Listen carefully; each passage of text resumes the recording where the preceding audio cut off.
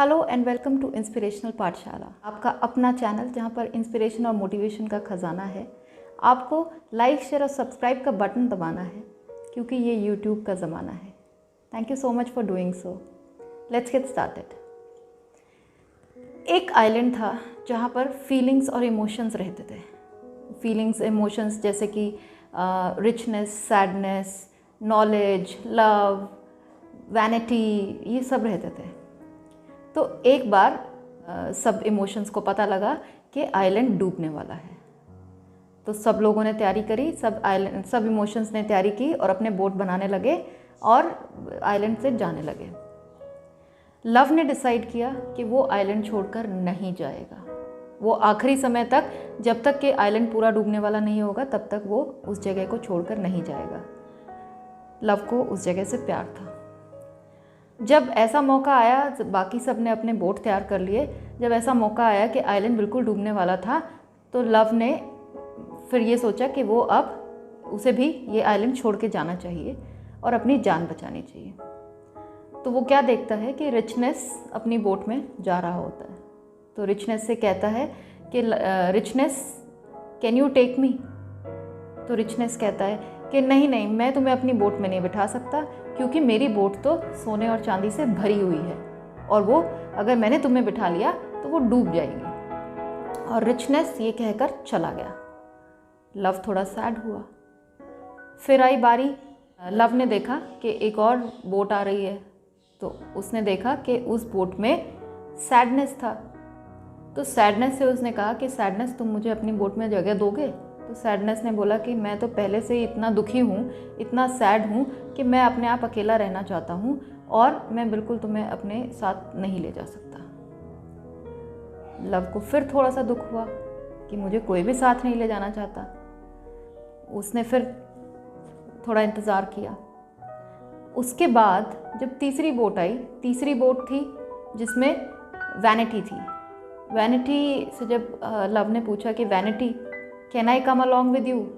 तो वैनिटी ने बोला कि नहीं नहीं, वैनिटी वाले लोग जनरली दिखावा भी करते हैं। Vanity people have lot of show off kind of a thing, अपनी चीज़ों को ख़राब नहीं होने देते हैं। तो वैनिटी ने बोला कि नहीं नहीं, मैं तुम्हें अपने साथ नहीं ले जा सकती क्योंकि तुम गीले हो और तुम मेरी बोट ख़राब कर सकते हो। और वैनिटी ये कहकर चली गई और लव आइलैंड पे पीछे ही रह गया। अब वो आइलैंड डूबने वाला था।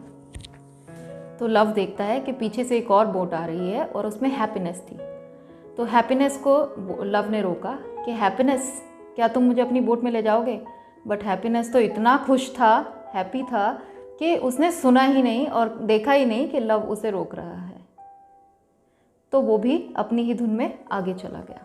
अब लव अकेला था। तो सडनली लव को पीछे से किसी ने कंधे पर हाथ रखा और लव को कहा कि let's you come with me, I will take you. तो लव खुश हो गया और जंप किया उसने फटाफट, और वो उस बोट में बैठकर और एक ड्राई लैंड पे पहुंच गया। और वो बंदा जो उसे लेके आया था लव को, वो उसे छोड़कर वहाँ पर और अपने रास्ते चला गया। अब उस जल्दबाजी में, उस खुशी में कि लव की जान बच गई, तो उसने फटाफट से अपना पूछा ही नहीं कि वो कौन था। तो पीछे जब वहाँ पर लव उतरा और लव ने देखा कि और एक और एल्डर था, तो लव ने पूछा कि ये कौन था जो मुझे बचा कर लाया है? तो वहाँ नॉलेज थी। नॉलेज ने बोला कि लव, ये टाइम था।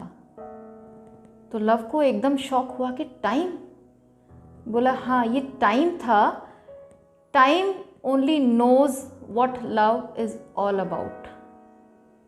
सो time saved love and love, time को पता है कि लव के क्या इफ़ेक्ट्स हैं, लव कितना ज़रूरी है लाइफ में।